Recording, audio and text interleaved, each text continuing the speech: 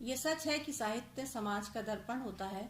साहित्यकारों ने हमेशा से समाज में औरत के प्रति होने वाले अन्याय और उसके अधिकारों के हनन के विरोध में अपनी आवाज उठाई है और अपनी संवेदनाएं व्यक्त की हैं। उदाहरण के लिए जयशंकर प्रसाद की ये पंक्तियां प्रस्तुत की जा सकती हैं, जिसमें नारी जाति के प्रति सम्मान व्यक्त करते हुए उन्होंने कहा था, नारी तुम केवल श्रद्धा हो, विश्वास रजत नग पग तल में, पीयूष स्रोत सी बहा करो जीवन के सुंदर समतल में। लेकिन जीवन के सुंदर समतल में पीयूष स्रोत सी बहते रहना इतना सरल नहीं। यदि ऐसा होता तो मैथिली शरण गुप्त को ये न कहना पड़ता कि अबला जीवन हाय तुम्हारी यही कहानी, आंचल में है दूध और आंखों में पानी। हर भाषा, हर साहित्य और हर धर्म में नारी जाति को उच्च स्थान पर ही आसीन करने की चेष्टा की गई है। हिंदू धर्म में यदि उसे पूजनीय और देवी तुल्य कहा गया तो इस्लाम धर्म में माँ के कदमों के नीचे जन्नत ही बता दी गई। लेकिन जिस स्त्री जाति को खुश रखने पर जन्नत की जमानत दी गई, क्या उसके लिए ये दुनिया जन्नत है? शायद नहीं। अगर ऐसा होता तो ना नारी अबला होती, ना परित्यक्ता, और ना ही इस धरती पर किसी निर्भया को पल पल सिसक सिसक कर अपनी जिंदगी के दिन पूरे करने पड़ते। नारी जाति के लिए आदर सत्कार के भावों की अभिव्यक्ति हर भाषा में की गई है।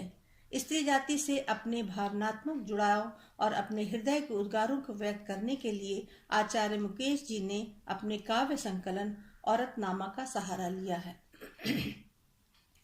आचार्य मुकेश का नाम हिंदी साहित्य जगत के लिए कुछ नया नहीं है। वो हिंदी के एक प्रतिष्ठित रचनाकार हैं और उन्हें विभिन्न पुरस्कारों से सम्मानित भी किया जा चुका है।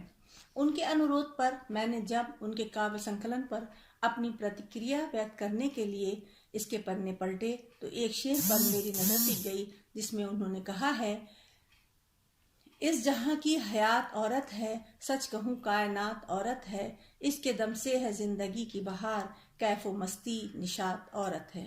उनका शेर पढ़कर बरबस मुझे अल्लामा इकबाल का ये शेर याद आ गया, वजूद जन से है तस्वीर कायनात में रंग, इसी के साथ से है जिंदगी का सोजे दरूं।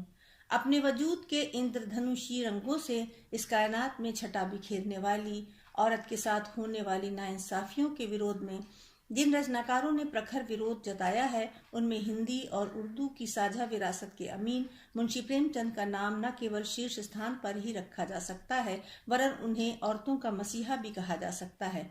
इस पुरुष प्रधान समाज में जीवन व्यतीत करने वाली नारी की हर समस्या मुंशी प्रेमचंद की रचनाओं में परिलक्षित हुई है।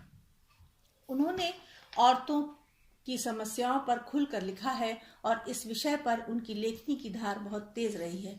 उदाहरण के लिए केवल उनके एक उपन्यास निर्मला को ही ले लीजिए। औरत की जिंदगी का सारा दर्द प्रेमचंद ने अपने इस उपन्यास में निचोड़ कर रख दिया है। इस उपन्यास में मुख्य रूप से प्रेमचंद ने बेजोड़ शादी और दहेज की समस्या की ओर समाज का ध्यान आकृष्ट कराया है। इस उपन्यास की हीरोइन निर्मला की मां अपनी गरीबी के कारण दहेज के लोभियों को मोटी रकम देने में असमर्थ रहती है। निर्मला दहेज के अभिशाप से शापित होकर बेजोड़ शादी के ऐसे दलदल में झोंक दी जाती है जिससे वो सारी जिंदगी निकल नहीं पाती है।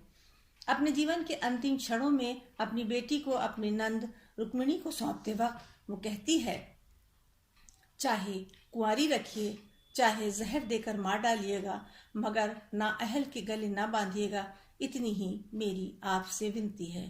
निर्मला के ये शब्द केवल निर्मला का दर्द नहीं है, वरन इस देश की सैकड़ों बदनसीब औरतों का दर्द है जो बेजोड़ शादी और दहेज के दंश को झेलती हुई अपनी जिंदगी को समाज के लोक लाज और मर्यादा के नाम पर कुर्बान कर देती हैं। स्त्री जाति के दर्द को आचार्य मुकेश ने भी महसूस किया और उन्हें औरतनामा में शब्दों के माध्यम से उतार दिया। उनकी नवीनतम कृति से चंद अशार प्रस्तुत हैं जो नारी जाति के प्रति उनके सम्मान के परिचायक हैं। जहां में अगर जाते औरत न होती, किसी को भी जीने की चाहत न होती, गुलिस्तां में होता न खुशबू का डेरा, गुलों में जो है ऐसी रंगत न होती। नेक दिल है, उदार है औरत, एक सुंदर विचार है औरत, इसके दम से सजा हुआ है जहां, इस कदर जानदार है औरत। ढांक लेती है सारे ऐबों को, मर्द का वो नकाब औरत है। जो औरत न होती यकीन का उजाला, हमारी तुम्हारी हकीकत न होती। अमल में नहीं आता औरत का पैकर, जो बंदे पे रब की इनायत न होती।